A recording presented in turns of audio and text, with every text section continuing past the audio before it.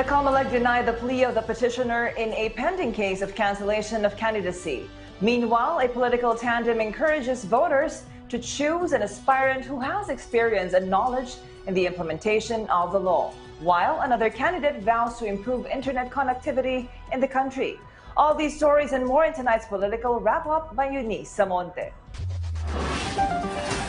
The Commission on Elections has denied the plea for the release of the tax records of Ferdinand Bongbong Marcos Jr. with the Bureau of Internal Revenue. In a December 13 resolution, the Comelec 2nd Division ruled that issuing a subpoena for the BIR records would only result to unnecessary delay, which is inconsistent with the summary nature of the case. The petitioners, Father Christian Buenafe of Task Force detainees, and other civic leaders wanted the disclosure of tax records. Meanwhile, the Lacson-Sotto tandem encouraged the voters to choose candidates that have sufficient knowledge and experience in the implementation of laws. Senator Panfilo Lacson, who is running for president, and his vice president Vicente Sotto III both have a 42-year experience at the Senate, saying they can implement the laws they crafted.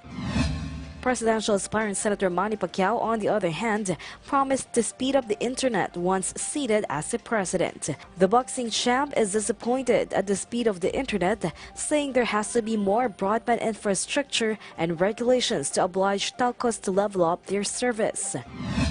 Another presidential aspirant, Leody De Guzam, said the electoral discourse should be focused on solutions and not on fans club. Manila Mayor Isko Moreno went to Antipolo City to lay down his plans, including the continuation of the programs of his administration, including the Build. Another volunteer headquarters were presented by the Leni-Kiko tandem in San Fernando City, Pampanga, saying this will unify their supporters. Meanwhile, 1 out of 2 Filipinos believes that traditional politics will be back with presidential aspirant Bongbong Marcos or Vice President Leni Robredo. In a separate survey, 40% say they would rather go out of the country to avoid Filipino politics.